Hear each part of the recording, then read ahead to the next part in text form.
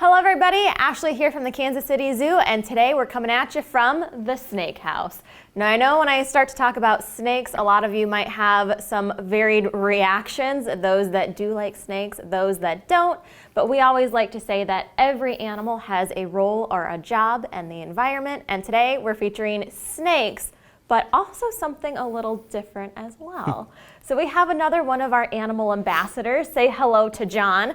That's the human. Hi. And then today with us, we also have Gigi. Yeah. Now, Jon, in our Animal Ambassador collection, I know we have a lot of different snakes, but today we have Gigi. Can you tell us a little bit about who Gigi is and how maybe she relates to the snakes that are around us? Absolutely. So Gigi here is what's called a green iguana. And so they come from South America. A lot of our Animal Ambassador collection for our snakes, they come from the rainforest or tropical kind of areas, so she kind of fits in with that there. You can see she's kind of using my hands almost like a perch. She likes to be up in the trees a lot. You can kind of see she's got some very sharp fingernails right now. That's what she uses to grab onto those tree branches so she doesn't fall or slip. She sleeps up in those trees, all kinds of stuff. I know my arms aren't about as strong as the trees. I don't think yours are either. That's why you might notice I have on these gloves and these kind of arm coverings right now. It's kind of mimicking that tree bark, so that gives her a better perch, a better grasp, so she feels nice and safe on my arms. And she's a reptile, just like the rest of the animals in our snake house. So they all have those scales. They're cold-blooded, so they like it where it's a little bit toastier. All kinds of stuff like that. Very cool. So she fits in because she is a reptile. Absolutely. All right, so you mentioned that she likes to be up in the trees. She's got a lot of those adaptations, like nails that help her do that. What about those bright colors that I'm seeing? So trees, obviously most of the time very, very green. So she blends in. She has excellent camouflage in those colors. The boys tend to be a little bit oranger, so they have a little bit different coloration, but we're pretty sure she's a female. She has a nice green color throughout. She's big on hiding. She doesn't really like to be around other iguanas. You might also notice she's got this kind of weird flap of skin under her chin right down here. She uses that actually to communicate to those other iguanas from long distances. She'll shake her head around, she'll bob it up and down, and she can use that to say all kinds of different things without ever making a sound. Okay. So if there is a predator nearby, is she going to do something to help her escape? Yeah, she can do a couple different things. So number one, if she's hanging out on a tree, she does have this big long tail back here. She might try to swing her tail around and maybe give him a smack. If that doesn't work, she does, like I said, live in the rainforest. She loves to hang up in those trees. She tends to hang out near water though, because what she will do is she will dive off that tree branch down into that lake or stream or river or whatever. And then that tail becomes her mode of escape. She can tuck her arms and legs back and she just swishes that tail around and she swims like there's no tomorrow. She's an excellent diver and an excellent swimmer. Okay, interesting. So then what about all of those spikes she has running down her back? Those spikes, that's more of a sign of maturity. So when she's really little, those spikes are pretty tiny. As she gets older, those spikes tend to get longer. It's one of those things, kind of, if you think about a bearded dragon, it makes her look big and tough. So things maybe think twice about going after her to begin with. But for the most part, they're there just for show. Okay, all right. And another thing, I've seen her licking her lips a couple times now. What does she like to eat? She has teeth, so you would think she's a meat eater. Just by looking at her, she looks big, she looks tough. She actually likes to eat plants. So she likes to eat lettuce, she likes to eat flowers. At the zoo, some of her favorite treats are dandelion heads.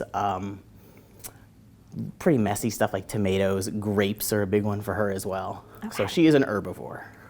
So you mentioned a little bit about her habitat. Where is she found natively in the wild? In the wild, she is a South American friend. So she'll be down in the rainforest in the Amazon, generally high up in those trees. The higher up she is, the farther away she can kind of communicate with that little dewlap that she has underneath of her there. Okay, so that's native. Can green iguanas be found anywhere else? I don't believe so. We do have her here at the Animal Ambassador at the zoo, but I think for the most part they're mostly tropical. All right, very cool. Well, thank you, Gigi. Another one of our great animal ambassadors. Well, since we are in the snake house today, we will go around and do a few highlights for you as well. So over here, we have Steve. Steve is a California king snake. So we have snakes from all around the world representing their different habitats. And Steve here is actually a snake that is native to North America. Now, one really cool fact about king snakes is that they can kill and eat other venomous snakes. Their venom does not affect them. So speaking of venom, one question I get often is a snake poisonous? Well, we don't usually like to use the word poison to describe their ability. It usually refers to venom. Poison has to be eaten to make you sick, and venom is injected into you. And luckily for Steve here, venom doesn't affect him. All right, we'll move on here to, I would say, a fan favorite. This is Louise, our Burmese Python. She is up to 14 feet long. Now, one thing that is striking about Louise is that she does not exhibit the typical coloration of a Burmese Python. She is leucistic. Now, a lot of people think that she is albino, but there is a couple differences between albino and being leucistic. For albino, it's an animal that has a complete loss of melanin, which provides color to hair, skin, or even feathers. For leucistic, we just see a lack of pigment. So we still see some colorization on her, and the best way to tell the difference is actually to look at their eyes. For animals that are albino, their eyes are typically pink or red because that is the blood vessels showing through. And for animals that are leucistic, that condition typically doesn't affect their eyes. So we do still see complete pigmentation in her eyes. Very active today, Louise is. Mm-hmm. All right, John, do you have a couple fan favorites over there? So a couple over here. For coming over this direction, it's a little bit hard to see, but there's one hanging out right under this kind of log right here. It's very well known. People lots of times think it's a coral snake, which is very, very venomous. But at the zoo, it's what's called a Honduran milk snake. They're very well known because they have what we call mimicry. So they can actually they copy that patterning that a coral snake has, sorry. So a coral snake is gonna have red touching the yellow. That's what means it's venomous. But a milk snake has red touching black. You can kind of see those patterns a little bit. So it's very, very similar, but because it mimics a very dangerous animal, generally people and other animals tend to leave it alone. And they're really cool because they'll also eat other snakes, just like Steve would, our king snake. They also eat eggs, all kinds of stuff like that. And then probably one of my absolute favorites that we have here in our snake house here is this friend, the Woma Python. So they hang out in Australia. They're native to Australia, those kind of grassland areas, a little bit more in the woods as well. They're known for eating little bitty reptiles, small mammals, things like that. But my favorite thing about them is they are a constrictor. So they wrap around their food to squeeze it to death, kind of, before they eat it. But if we pan down just a little bit, what these guys do is they will actually kind of invade those burrows.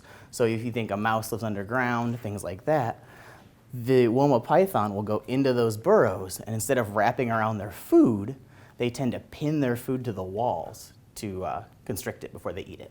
So then they get a meal, and they get a nice new home for a little while. But one thing to remember right now, all these snakes, as they're starting to see warmer temperatures, our snake friends here in Missouri are starting to come out a little bit more. So we just need to be a little bit more aware as they are kind of waking up from their little, not hibernation, their slumber for the winter. Mm-hmm. But yeah, just kind of keeping your eye out for them, mm-hmm. making sure we watch them. They know in the sunshine, they like to hang out more on the sidewalks, mm-hmm. Hang out on the road a little bit more. So just being careful, watching out for our slithery friends. Mm-hmm. All right, well, thank you for joining us here at the Kansas City Zoo for our highlight from the Snake House. We'll see you next time. Bye. Bye.